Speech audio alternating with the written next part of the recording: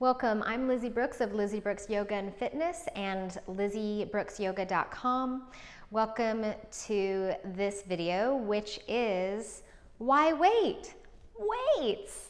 That's right. So whether you're newer to weights or if that's something you already integrate into your fitness routine, you'll all be fine, and there will be modifications to go deeper or to scale back. And if at any time you need to put the weights down completely and just do the movements, that works too. So come on and join me on the mat. Okay, so we're gonna get right into it. You can have whatever size weights you want, and remember, you can switch those out and make changes at any time. Come into a downward facing dog, please. Place your hands on your mat, tuck your toes, and find some length. So we're just gonna give ourselves a little bit of length and a little bit of blood flow before we start to load the body with any amount of weight. Take a deep breath in, soften the neck, and sigh that out. Lower really slowly down, draw the core musculature back for support all the way down to all fours, and lengthen back into child's pose, preparing a little bit more through the shoulders here as you walk your arms forward, take your hips back, and then another inhale and exhale.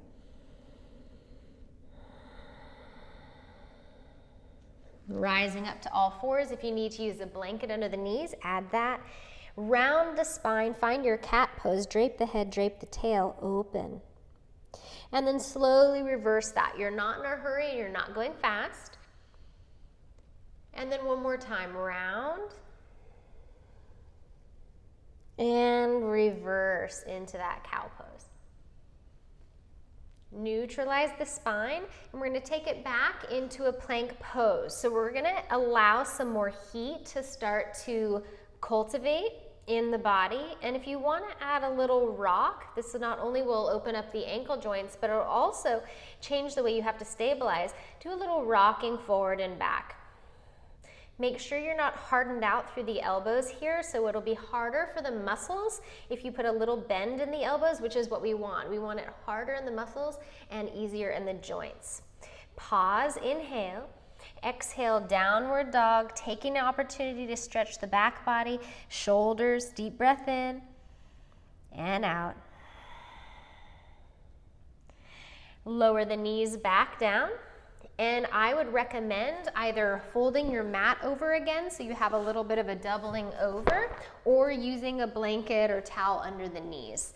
I'm going to use my yoga blanket here, and grab yourself 2 weights. And I'm gonna go with 10s on this. I would normally go a little heavier if I wasn't talking, but for the sake of my videos, I always go lighter. You need to choose just how you feel for the day. So these are gonna be your little handles underneath the shoulders. You're gonna hold on to those. Then critical, draw the organs towards the spine. You're not rounding like you just were, but stable.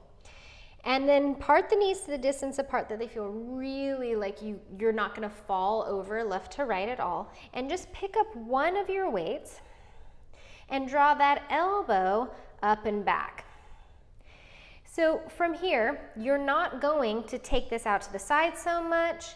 You're really keeping that inner upper arm close to your side body. Really beautiful for the triceps and getting into that back. Sometimes the back is neglected, and we don't want to neglect the back. Core musculature still nice and stable here. One more, and back down. Oh my gosh, did someone put 20-pound weights in my 10-pound weights? Stabilize, let's do the other side. Lifting up and down. Now, there's something called time under tension, TTT, which means if you do 10 reps of something really fast, you will have a shorter time under tension than if you did 10 reps slower. So let's increase our time under tension, which means sort of holding that weight and moving that weight. Increase it instead of just going really fast. They each give a different benefit. Nice and slow. 2 more. And take it back down. From here, you can walk the weights a little further forward, keep them the distance apart of your downward dog, and go into a downward dog with the weights being held, or classic downward dog. Breathing here. Lower back to the knees. And then turn your weights to face you to be lengthwise in front of you. And I might call these blocks. I'm sorry, I've been teaching yoga for 20 years. Everything's a block. Rise up to the knees, tuck your toes under, make sure the heels aren't splaying out or in, but reaching straight back. If you can't tuck the toes under, tops of the feet down is just fine. Lean forward, and as you do, notice that in order for you to lean forward, your hips had to hinge back. Don't collapse in the low back, support. So from here, hips are gonna hinge back and hover over the heels. Find the weights. See, I almost called them blocks. Slowly rise up to have the weights in front of your hips and draw your hips up. Lean the torso forward, hover the hips back, hover the weights forward. Come all the way back up. And if you need to change position, if your blanket's in the way, mine kind of was, do that. So you're drawing hips back into a hinge, weights forward, arms stay straight, and then back up. Big time for hamstrings and glutes. Also, you'll feel this more so in your core if you take the weights not straight down in front of the knees like this, but a little more out and forward slightly, and back. You'll probably feel like I do, that the heart rate is also lifting, rising here, pumping that blood and oxygenating all of those muscles that are working so hard. Hinging, hover, and back. Remember that time under tension, nice and slow, and that allows us to keep our form too. And rise up. Okay, so we're gonna stay in that kneeling position because that's working our glutes and our hamstrings. Let the arms now hang down by the sides. Soften the neck, look a little left to right. So you wanna make sure that you're not tensing there. Then bring your weights forward. This is a big one for the rotator cuff, so you might want to change what size weight you're using. And we're just going to slightly take that out to the sides and back. So you're just bringing your hands back in line with the elbows, keeping the elbows gently by the sides, and rolling out and in a very small range of movement. This isn't big at all. And you'll feel probably the shoulders getting a lot of that work. Wake up the inner thighs about 10% more, or if they were already woken up, just 2% more. And lift your pelvic floor a little bit up and in for support.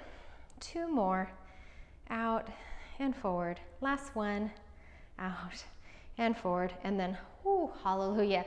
Let the arms traction down. So let the weight just traction the arms and send one ear towards one shoulder. That feels good. And then the other side. And the head comes back up. Place those weights down, out of your way.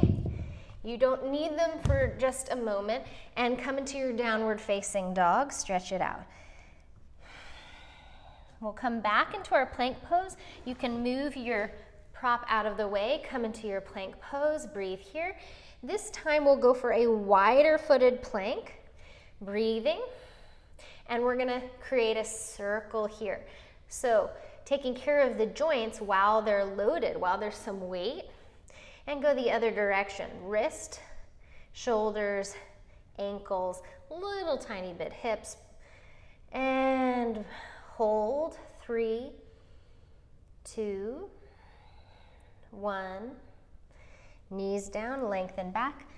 Child's pose, opening the shoulders, and shaking out the arms. Okay, we're gonna move to a standing position, and you need one weight. So I would go with whatever for you seems like a heavier weight for you, but not too off-putting. So I'm gonna bring a 12 in.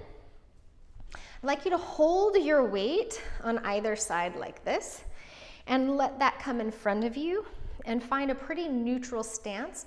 So you're aligned and you're not taking the pelvis too far back or too far forward, but just really nice and aligned there. Soften the knees. So we'll do 2 movements. bend the elbows to bring the weight up, and then press the weight up overhead. Bend to bring it down in front of the chest, and unwind to bring it back to the legs. So that's the movement. Bend, bring it up, press it up top, bend to the chest, slowly back down. You'll notice that as you do this, so keep going, bend, press, bend, down. You'll notice that the core has to work to stabilize this, especially if your weight is a little heavier. And I notice that it's on the way back down that my core really has to hold on so that I don't just flop forward, right?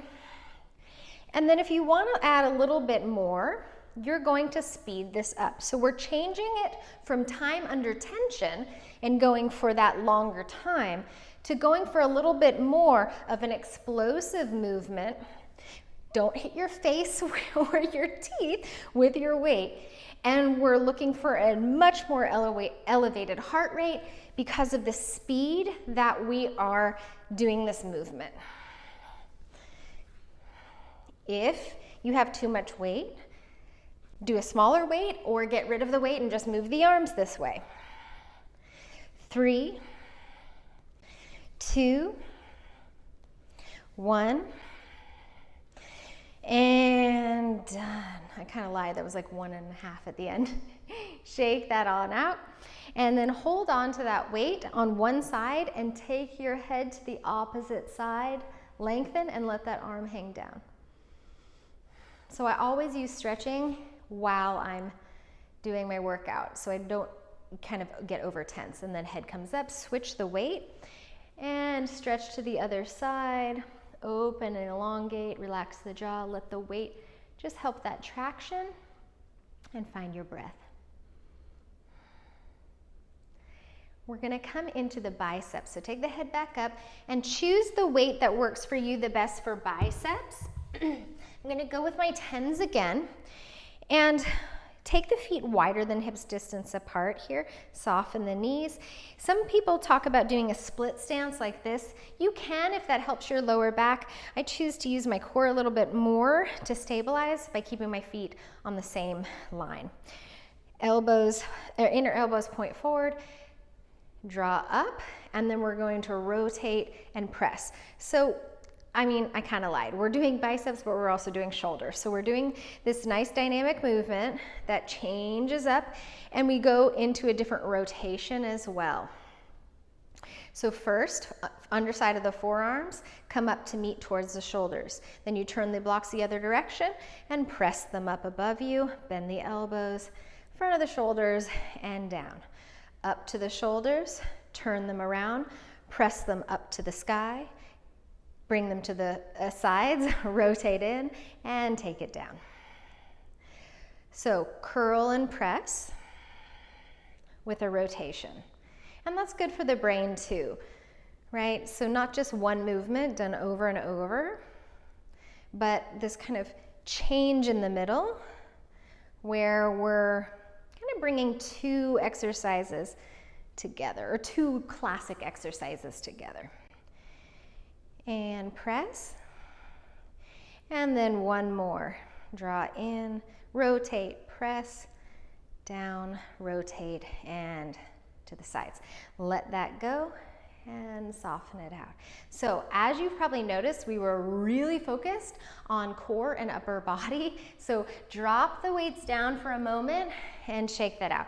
So we moved into really getting a lot of blood flow, kind of torso and arms, and now we're gonna bring work into the legs.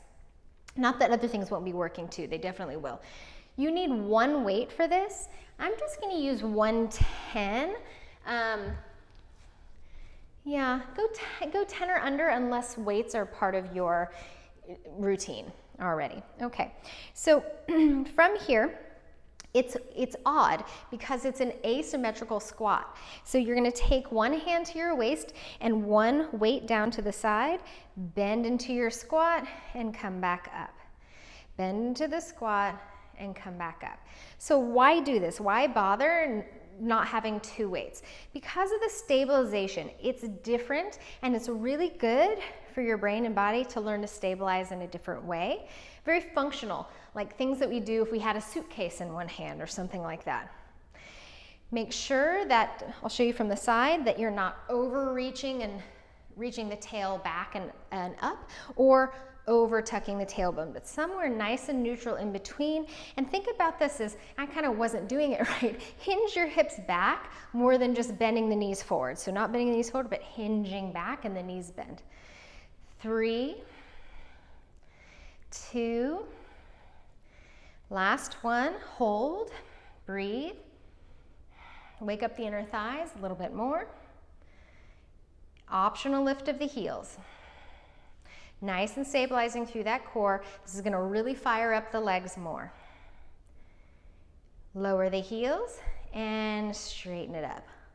Okay, so the glute work that we did earlier, you might feel that in there too. Don't worry, I didn't forget we did glute work. So take that weight to the other side. Find your stance. I like to go wider than sitting bones for my squats. Other hand on the waist, weight comes down. Hinge back and up. Finding your squat with that straight arm weight lower and legs. So all the movement is really coming from the hips and the legs, and everything else is staying more static. Of course, you're breathing. Your breath is not static. If it is, stop that and start breathing. Keep working. Check in with the low back. Keep moving those hips into a bit more of a hinge, and how you're weighting across the feet, make sure that your heels are taking some of that weight if you have a tendency to just press into the ball joints of the feet. Let go of any gripping of the toes.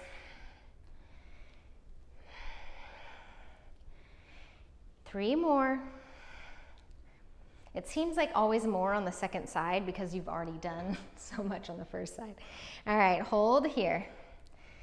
Breathe. Optional lift of the heels. Inner thighs are slightly awake. Ooh, yeah. Lower the heels and straighten it all up. Move your weight to the side and widen your stance a lot.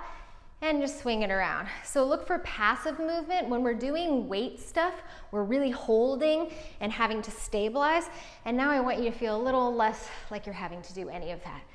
Breath is full. Oop, there's a wall there. Was that wall always there? And you can be a little more lax here. All right, and make that a little smaller, smaller, smaller, smaller. And roll the shoulders. We're going to get to do some tricep kickbacks. So really getting into that lovely area at the back of the arm that so many of us like to work. Or we don't like to work it, we want to work it because of the results. I would go small on these. I'm going to do 5s, and I'm going to feel the 5s. So probably if I was working out on my own, I would maybe do a few 15s or a few more 10s. This would be more reps. Because it's a smaller weight. Use what you know, use what you did, bend the knee, hinge at the hips, letting the knees bend as a result. Let the arms hang down. Find support through that low belly, lengthen through the sternum, and similar to what we did as we started, we're going to now draw the elbows back and up. So this time it's with a lean forward, hips back, evenly distributed weight across the feet, and it's not one weight at a time, but 2. And I said we were going to do those kickbacks. We are. First, we're getting into the side body, the back, and the arms this way. And now we are going to pause and glue the elbows back. All right, one at a time this time. Straighten the elbow, bring in the bend. Other elbow straightens, bring in the bend. So now we're going for this alternating movement. And what sometimes happens is that the torso wants to turn to the side that is kicking back. No. Keep the torso pointed exactly where it is, nice and forward, stabilizing through that core, and You're not swinging the elbow forward and back. The elbow is staying where it is, and the forearm is moving. Oh, yes. See, 5-pound weights. I think someone came in here and is pulling a practical joke on me and adding more weight to my weights. Back and forth, 2 more each side. We're gonna have those beautiful triceps, really strong back of the arms, and then straighten it all up, shake that out. Let that weight really, again, make you able to a little more easily find that space through the neck, through the shoulders. Place your weights down for a moment and shake out the arms. Stretch one arm across, press. You can move the shoulder blade up and down if you want. Open wide with the chest, and then cross the other direction. You can move up and down. I hope I'm not on my microphone when I do that. Wouldn't be the first time. And then open, elbows draw in, open, press the thumbs back, inhale, and exhale, float the arms down, roll the shoulders back and down. I know I threw in the arms again there. You thought we were just focused on legs. I went back to arms. We're going back to legs. One heavy weight for you that's manageable. I'm gonna go 12 on this, and feel free to change it out or let this weight go completely, especially if you have knee issues. So take your feet a little closer together, not touching. Underneath the sitting bones are a little wide. Take your weight, and I hope this works on the screen here. Take your weight in your left hand. Okay, so from here, same leg, your left leg is gonna cross behind your right a little bit, right knee's gonna bend, okay? Now, you can put that weight on the ground, you can tap it slowly down and come back up, or you can come part of the way down and come back up, okay? So this is a curtsy lunge, and what we're doing now is we're not going to add a lot of movement of the legs moving back and forth. There's another level of this, there's a whole lot of levels of this, but instead what we're looking for is we're just lifting the torso up and down with that weight long, and we're kind of keeping the hips stable rather than moving the hips up and down like we were doing in the squats. Your position with the hips and the legs stays a little more stable and static, and you really start to feel those outer glutes and probably core work, whole lot of stuff. You can make this deeper and bend that front knee a little bit more. Oh, those outer hips are gonna be strong. Yes, indeed. Up and down. And one more. Come on back. Hold the weight in front of you, pause, relax the glutes, breathe.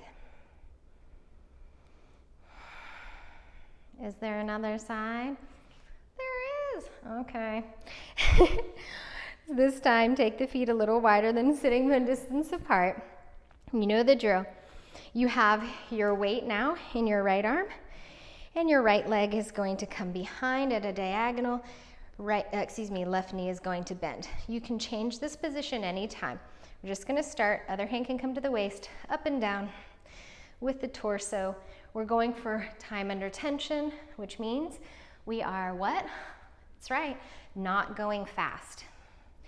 Okay, not looking for explosive movement, not in a race with ourselves or anyone else, but we're going for slow and steady.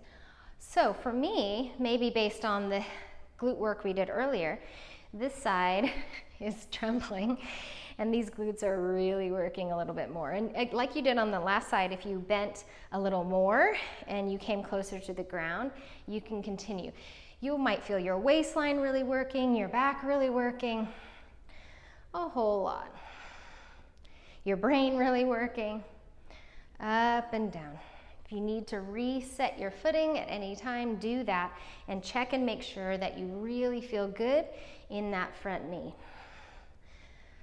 Oh my gosh, one more. And up. Very careful to transition out. Hold that weight in front of you. Breathing in mountain pose. So there are results from working that hard, which is the best thing about that. is that you actually do make changes through working that hard. Add your breathing. I think I already said that. Keep adding it.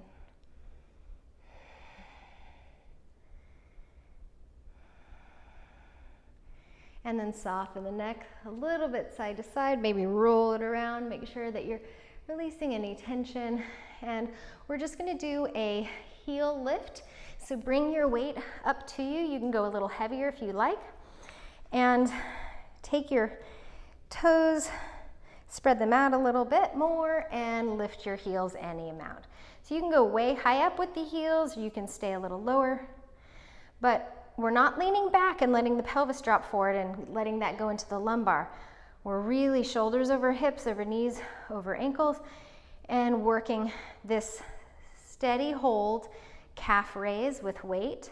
Wake up the midline a little bit more, so draw those inner thighs gently towards each other and breathe.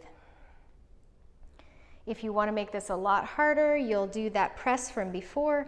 Slowly press the weight up overhead and breathe. Slowly coming on down, careful as you transition that weight, and come to the mat. Get real casual about it. Bring your legs forward, bring your arms back, and shake the legs out a little bit. Maybe get into the shoulders, however feels good. Open the chest, maybe round the chest. So you're just kind of ironing out the kinks for what feels good for you.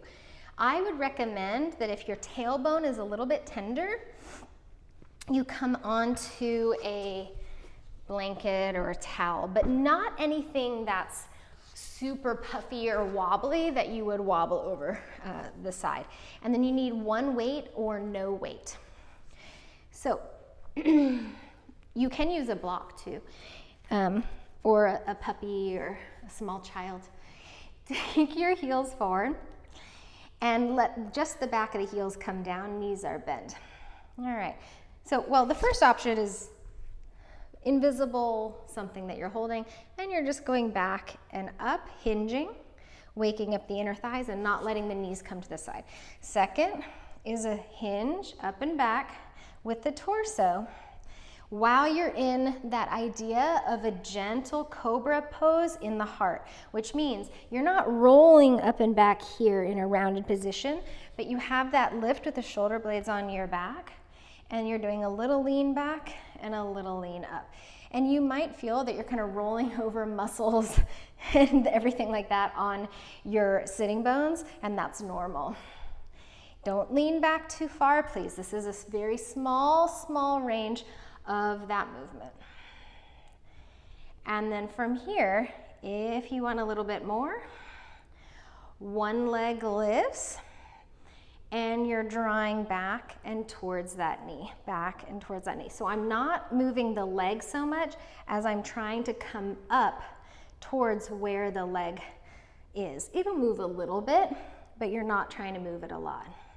The back gets work on this, quads get work on this, and if the leg is lifted, other side lifts. You're just doing a fold and a slight unfold of the torso with or without the weight. I kind of had another plan and it changed into this one. So often the plans go out the window. Ooh. And 3, 2, and 1. Place that down, remove your weight off to the side. I'm so excited, I'm getting a new microphone soon, so I don't have this big battery pack, which hikes my shirt up all off to the side. It's the little things, right? Shake it out. Let that go. And back into the neck. And we'll transition into a puppy pose with or without your weight behind one knee. In fact, let's go down a little bit on our weight, or a down a lot. So I'm going to use a 10, place that weight behind my knee, come into puppy pose. I'm going to make sure I don't collapse my spine, but rather draw support and really feel like my lumbar is totally stable. Then from here, knees are hips distance apart, and just gonna begin to choose one leg that is gonna move, time under tension, not fast, slow up and down. If it feels better for you to interlace your fingers, you can interlace them. And you're looking for not a huge range of movement, you can find what feels best for you back in those glutes. And if you're looking for a super duper oomper schmoomper challenge today, you'll lower that weight down, take your other leg back, tuck the toes, prepare yourself to do the same movement within a plank pose. If you have hip flexor issues or low back issues, please do not do this. As you're ready, lifting and lowering. Your hips will be a little higher probably than your classic forearm plank as you do this movement. Oh my goodness. If it's ever too much, come on down out of it and put that back knee down. Only 3 more. 2. Last one.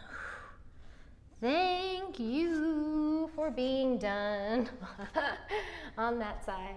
And wide knees, child's pose if you can. Breathing here.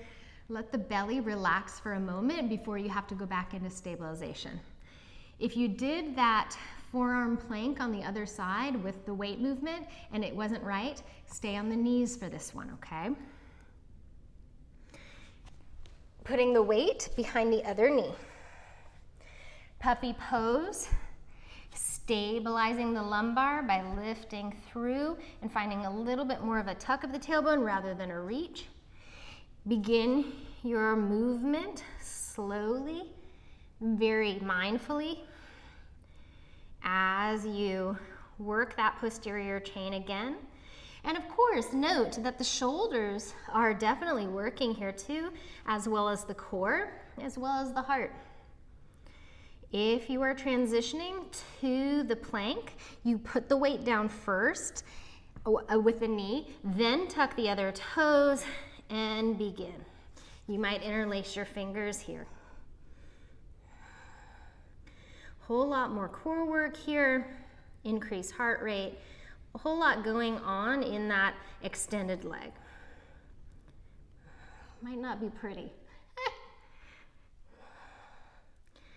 3, 2, and 1. Weight down with the knees down, and move your weights to the sides. I lied, I said there was only one more exercise, I think. Move your blanket to either under your knees or off to the side, and we'll come down for some relaxation. First, hug your knees in. Rock a little bit side to side. Now we need to open that whole area up of the hip flexors because we did a good amount of condensing there today. So reach your arms back, reach your legs forward, alternately press through heels and toes. And then you might even lift your pelvis with the heels down and move the hips a little side to side. It's a little bit of an awkward position. You can do that by adding a little bit of height underneath you. Maybe if you need a blanket or a bolster, you can, but just opening a little left to right. Soles of the feet come down. Tuck your tailbone, lift your hips up, and take the lumbar onto the mat for a moment. Breathe here. Lift up the head, elongate the back of the neck, place the head back down. Just breathe.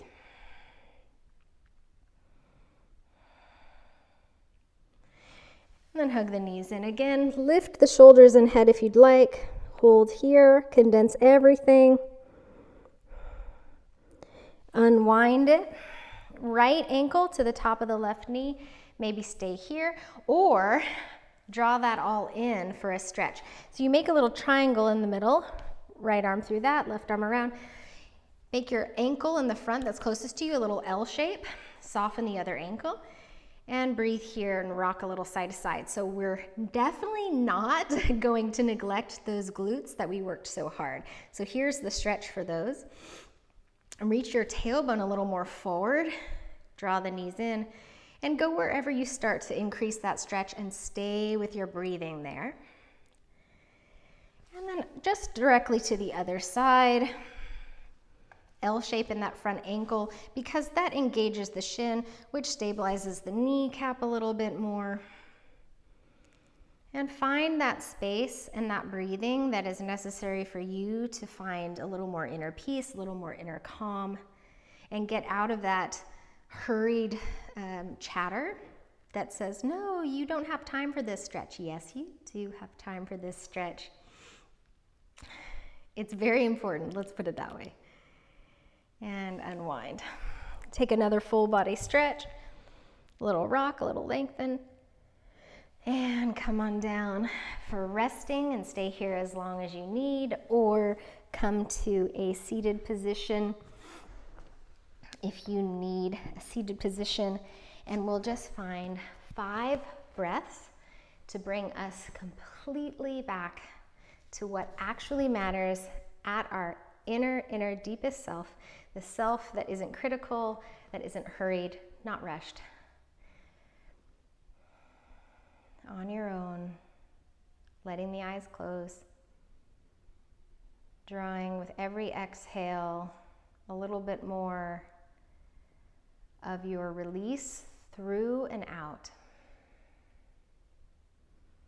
So the breath moves through and out, sweeping you clean and clear of any residue that isn't serving you, any rigidity that you are holding on to that is only going to make you feel less like yourself.